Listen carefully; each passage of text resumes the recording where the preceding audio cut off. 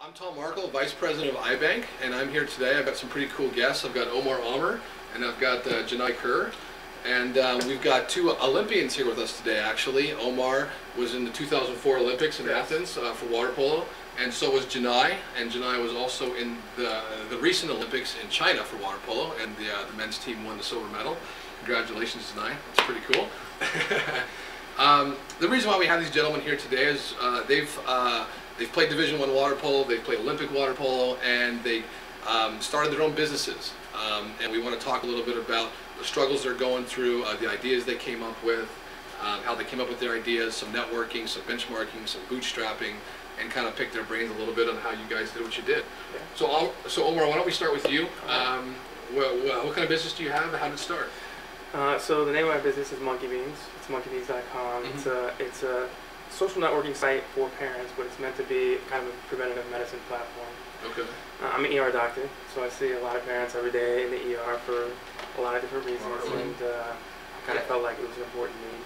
So it's a service that I can offer, and it was kind of a funny story how it started, but now we have something going. So parents can come to your website if they have an issue with their child, and they can network with other parents on best practices, on what to do for what. And they can, and it's beyond health. It's everything from you know, expecting mothers getting together in a certain neighborhood and sharing ideas on just their pregnancy.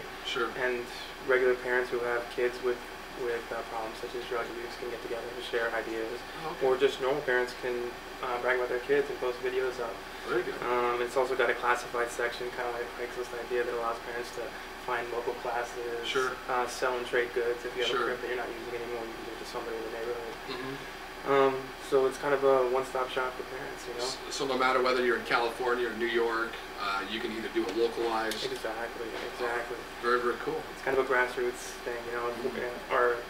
Our slogan, I guess, is kind of for parents, by parents. So parents are actually going to develop the content in the site to help each other. Very good.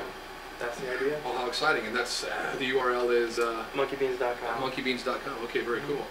Janai, how about yourself?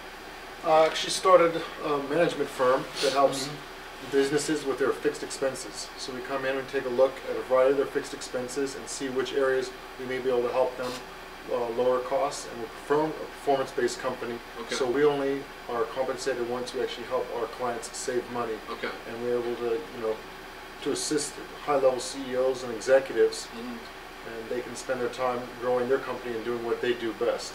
Oh, very good. What's the company name? The company is Optimum Point, so the URL is optimumpoint.com. Oh, very, very good. So you can come in and be, I guess, a consultant for a lot of these companies that aren't being so efficient. Precisely. It's not even necessarily that they're not being efficient. A lot of companies have divisions that are doing things, but we actually have directors that are absolute top of their field that are know precisely what to look for in the different industries. So you take shipping, for instance, and you may have a logistics director that's been with the company 20 years, and he does a great job of moving your supply chain, getting to where it needs to go. But as far as getting rates with your carriers, you know, they're quoted a specific rate, and they're not able to benchmark outside of their own company. Whereas as far as we are able to benchmark with their competitors or similar people within their same industry and know precisely what rates they theoretically could be getting. And then we're able to help in the negotiation process as well. Another thing that a lot of companies don't have the time and manpower to do is actually audit and recover expenses for late packages. So again, in the shipping industry, over $3 billion go unclaimed with late package money-back guarantees. And our director has a staff that works with proprietary software that goes ahead and actually tracks all packages for the company and processes the claim.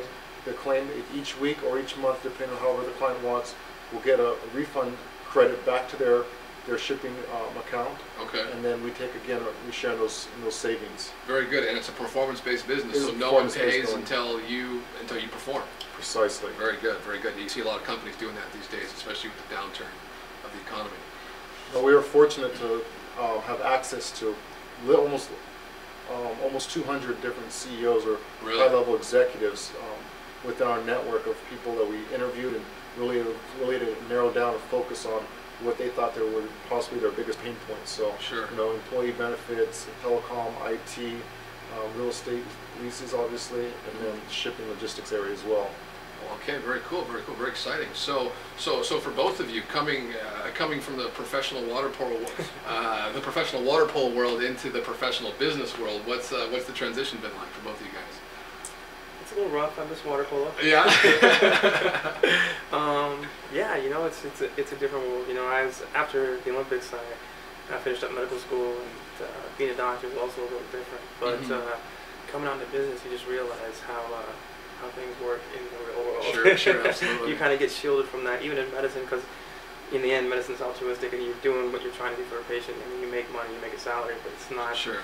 It's not like in the business world where you need savings and you need that competitive edge to survive, you know, especially in today's economy. So it's a little different. Yeah. But it's a learning process. Absolutely, every day is a learning process. No, like Omar said, it's been extremely challenging, but by having great mentors, one in the business world and also through athletics, I kind of know what to expect. Not necessarily on an everyday basis, but in the long run. And I know one thing that I have to have is staying power. And when you have an Olympic dream as a kid, going into high school, going into college, you know that it's not going to be overnight. And the same thing in the business world, you have to realize that nothing's going to happen overnight. You could have the best idea in the world, but you're going to have to work hard at it every single day.